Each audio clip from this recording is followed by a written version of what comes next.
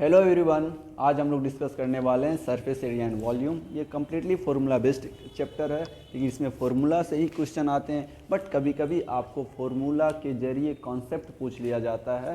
तो जब भी आपको ऐसे प्रॉब्लम्स को करने के लिए पहले आपको उसके फार्मूलाज के डेरिवेशंस, फार्मूला कैसे आते हैं, उसको ईजी वे में समझना पड़ेगा। तो हम उसी तरह से ईजी वे में समझाने का आज कुछ प्रयास करते हैं।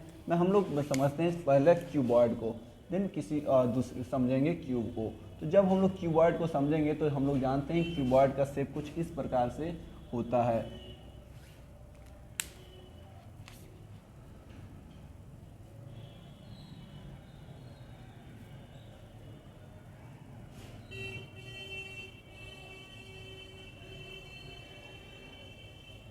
This is the shape of the cuboid.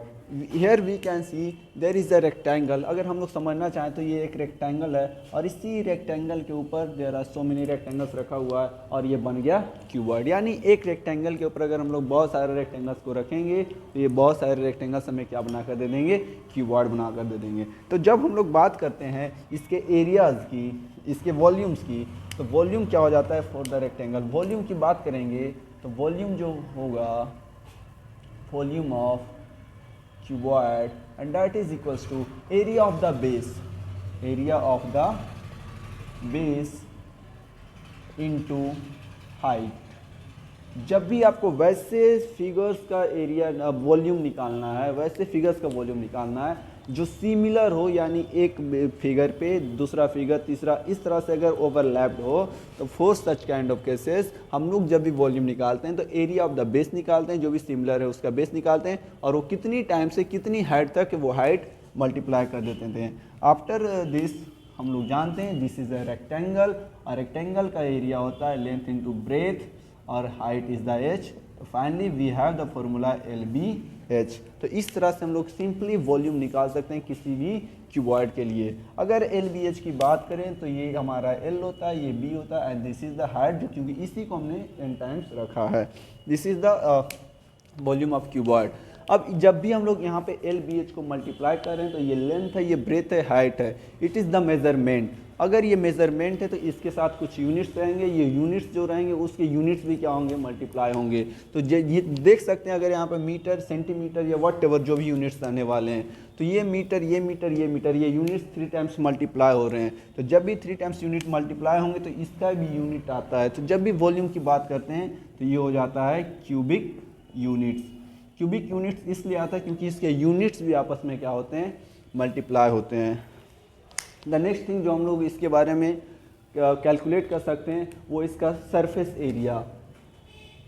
Surface area, तो सरफेस एरिया ऑफ क्यूबॉइड का फॉर्मूला क्या होता है हम लोग देख सकते हैं। हमारे जो रूम्स होते हैं, रूम्स के चारों साइड देखिए वो आपको कितने सरफेस दिखेंगे, left, right, up, down, front, back, there is 6 sides. तो वो इसी तरह से ये हमारा क्या है, क्यूबॉइड है। क्यूबॉइड में भी 6 साइड्स होंगे। आप लोग एनालाइज कर सकते हैं, ये फ्रंट, ये back, this side, up and down, तो दे आर द 6 एरिया। तो अगर हम लोग सरफेस एरिया निकालना है तो 6 फेसेस का एरिया निकालेंगे, 6 साइड्स का एरिया निकालेंगे। कैसे निकालेंगे वो देख सकते हैं। जब हम बात करेंगे इसका, तो ये बेस का, तो base is the area of the base is length into breath, because this is a rectangle. तो रेक्टेंगुलर शेप है तो लेंथ इनटू ब्रेथ हो जाएगा। सेम एरिया जितना ही इतना नीचे का उतना ही हमारा अब जो जितना बॉटम है उतना ही हमारा टॉप रहने वाला है, क्योंकि ये सिमिलर ओवरलैप्ड है। तो ये हो जाएगा 2 times plus this is the right side and this is the left side. तो राइट साइड का area that we will got the BH। Same area will be of this side, सामने वाली sides हैं तो इक्वल होंगे, तो ये हो जाएगा 2BH। सिमिलरली जब हमारा फ्रंट है, front is what, L into H, और यही हमारा सिमिलर हो जाएगा बैक साइड, तो दिस विल बी 2LH। तो यहाँ से 2 कॉमन ले लेते हैं तो LB, BH, LH। इस तरह से सिंपली हम लोग निकाल सकते हैं surface area. This is the total surface area we can say 2। यहाँ पे एक और सरफेस एरिया होता है, वो होता है लैटरल सरफेस एरिया। वो क्या होता है, और ये इसी पे क्वेश्चन पूछ दिया जाता है। अगर हम अपने रूम को देखें तो अपने चारों साइड से जो एरिया सरफेस देख रहे हैं, this is the lateral surface. चारों साइड से बॉटम टॉप को एक्सक्लूड करके जब हम लोग चारों साइड्स के सरफेसेस को देखते हैं, चारों साइड्स के फेसेस को देखते हैं, तो that is the lateral surface area. तो वहाँ उसका भी फॉर्मूला में याद करना नहीं है, कैलकुलेट कर सकते हैं लेटरल सरफेस एरिया। तो lateral surface area what it will be, lateral surface area करेंगे तो this side and this side का एरिया हम लोग देख सकते हैं, यहाँ से आ जाएगा b इंटू एच, और this side will be also equals to this side, this is the twice. Similarly bottom का नहीं लेना है, टॉप का नहीं लेता, फ्रंट का लेना, बैक का लेना, which is the L H, और ये भी 2 टाइम्स है, twice of L H, there B H L H, 2 will be common, B H plus L H. This is the formula for lateral surface area. If someone asks you what is the longest rod that you can put in a room, वो longest rod क्या होगा जो आपको किसी room में रख सकते हो, तो that will give us the diagonal, वो कैसे निकालेंगे। अगर हम लोग ये वर्टिकल रखते हैं तो ये जो जितनी हाइट है उसी हाइट का रॉड हम लोग रख सकते हैं। अगर हॉरिजॉन्टल रखते हैं तो जितना ये लेंथ है उतनी ही लेंथ का हम लोग रॉड रख सकते हैं। अगर हम लोग इस ब्रेथ के अकॉर्डिंगली तो जितना ब्रेथ है उतना ही रॉड रख सकते हैं। तो अगर लॉन्गेस्ट रॉड रखने की बारी आएगी तो उसके लिए हम लोग निकालते हैं डायगोनल, क्योंकि डायगोनल ही वो यहाँ जो सर लॉन्गेस्ट लेंथ किसी भी क्यूबॉइड के लिए निकाल के देखा।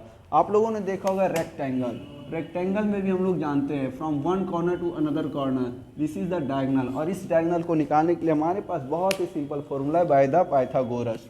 पाइथागोरस हम लोग जानते हैं कि this will be the 90 angle, this is the L, this is the B, and H will be equals to L square plus B square of square root. तो सिमिलरली अगर हम लोग किसी भी क्यूबॉइड का डायगोनल निकालें तो इसके लिए भी हम लोग निकाल सकते हैं। जो डायगोनल होने जा रहा है वो कुछ इस प्रकार से इस कॉर्नर से यहाँ तक होने जा रहा है, तो दिस इज द डायगोनल। तो ऐसे डायगोनल जब निकालने जाएंगे तो क्या हो जाएगा, तो डायगोनल के लिए फॉर्मूला हमारा होता है diagonal of A cuboid,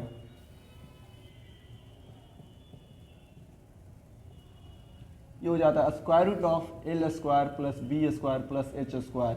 similarly same formula से यहाँ आया, बिकॉज यहाँ हम लोग देख सकते हैं कि 90 डिग्री का एंगल बन रहा है और दिस टाइम हमारे लिए एक साइड बढ़ रहा है और वो एल स्क्वायर एच स्क्वायर करके कैंसिल आउट होकर स्क्वायर रूट कैंसिल हो जाएगा। अब we will simply got a B square plus H square. This is how we got the formula for the diagonal of a cuboid. Similarly इसी तरह से आप देख सकते हैं बहुत सारे फॉर्मूलाज को हमने क्या करा, बहुत अच्छे से समझा है। याद करना है लेकिन समझ के करना है कहाँ से आया है, ताकि क्वेश्चंस अटेम्प्ट करने टाइम हमें क्या हो, आसानी हो। तो अब अपने बहुत अच्छी तरीके से क्यूबॉइड को समझा है। नेक्स्ट जो फिगर हम जो 3 डायमेंशनल शेप हम लोग समझने वाले हैं वो है सिलेंडर। बहुत ही आसानी से इसके भी बहुत सारे फॉर्मूलाज को हम लोग बहुत ईजिली देखेंगे। सिलेंडर जो क्या होता है, ये भी 3 डायमेंशनल शेप होता है। अगर हम लोग एक सर्कल पे बहुत सारे सर्कल को आइडेंटिकली रख दें तो we will got the cylinder, तो हमें क्या मिल जाता है, सिलेंडर। अगर हम लोग एक सिलेंडर पे बहुत सारे सर्कल्स को सिमिलरली रखते जाएं तो ये हो जाता है सिलेंडर। यार हम लोग देख सकते हैं दोनों सर्कल जो होता है सेम रेडियस का होता है। हम लोग सिमेट्रिकली बात करें, ये सिमेट्रिकली होगा तो सेम रेडियस का होगा। अब हमने क्या इसको रखा है, एच साइड तक रखा है, that will be of the centre of the circle. ये हमारा रेडियस है, ये भी हमारा रेडियस है, और दोनों हमने कितनी टाइम्स रखा, हमने कितनी ऊंचाई तक रखा है, तो that will give us the H, यानी हाइट दे देगा हमें। तो अगर हम लोग बात करते हैं इसके वॉल्यूम की, इसकी वॉल्यूम निकालने के लिए हमें पता है, हमने बोला था कि ये सिलिंड्रिकली रखा हुआ है एक दूसरे के ऊपर। तो जब भी हमारे पास सिमेट्रिकल फिगर एक दूसरे के ऊपर सब्स्टिट्यूटेड हों तो वैसे फिगर्स के लिए, वैसे शेप के लिए हमारे पास फॉर्मूला होता है, तो वॉल्यूम ऑफ द सिलेंडर हो जाएगा area of the base into height. यहाँ हम लोग देख सकते हैं हमारे पास एरिया क्या है, हमारे पास एरिया है सर्कुलर, तो सर्कल का एरिया होता है पाई आर स्क्वायर। हमारा यहाँ पे हाइट हो जाएगा एच, तो finally we have the formula for the pi R square H. तो इस तरह से हम लोग आसानी से निकाल सकते हैं वॉल्यूम ऑफ द सिलेंडर, क्या हो जाता है, पाई आर स्क्वायर एच। यानी कि ये जितना बेस है कितनी बार रखा है उसको सीधा सीधा मल्टीप्लाई कर देते हैं। वॉल्यूम बेसिकली हमें ये बताता है कि उसमें कितना स्पेस है, वो कितना स्पेस ऑक्यूपाई कर रखा है। तो इस तरह से हमने निकाल लिया वॉल्यूम ऑफ द सिलेंडर। और फॉर्मूलाज हम लोग निकाल सकते हैं इसी तरह से। अब ये क्या है, कर्व्ड है, ये कर्व्ड है, तो इसमें 2 तरीके के सरफेस एरिया होते हैं। जैसे हम लोग पहले बात करेंगे कर्व्ड सरफेस एरिया, हम तो कर्व सरफेस एरिया का फॉर्मूला कैसे निकालेंगे। अब हमारे पास अगर मान लेते हैं ये एक पेपर है, उस पे इसको मोड़ेंगे तो it will form us the cylinder, लेकिन जैसे ही इसको खोले तो ये रेक्टेंगुलर हो जाएगा। तो खोलेंगे, उस खोलने में जो उसकी लेंथ होगी वो इसके सरकमफेरेंस के इक्वल होती है, और वो हमारा सरकमफेरेंस होता है 2πr।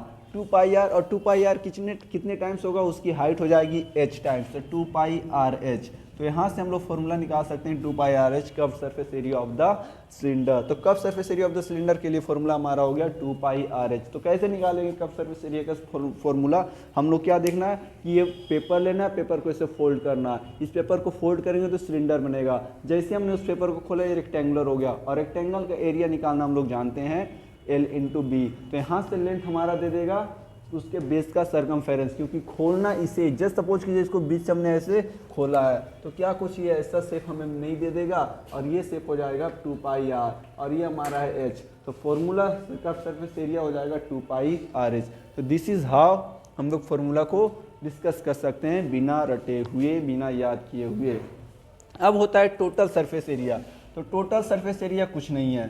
टोटल सरफेस एरिया की जब हम लोग बात करते हैं टोटल सरफेस एरिया, तो टोटल सरफेस एरिया क्या हो जाएगा, ये हमारा था कर्व सरफेस एरिया, और there is 2 more area, area of this, area of this. तो हमारा 2 एरिया ऐड हो रहा है। तो 2πrh is the curved area of the base is the πr², और ऐसे ऐसे 2 बेस हैं तो 2πr²। तो टोटल सरफेस एरिया में 2π is common, 2π is common, r is common, we are left with r plus h, तो 2πr into r plus h। Similarly इस तरह से हम लोग कर्व सरफेस एरिया को, टोटल सरफेस एरिया को निकाल सकते हैं बिना याद किए हुए।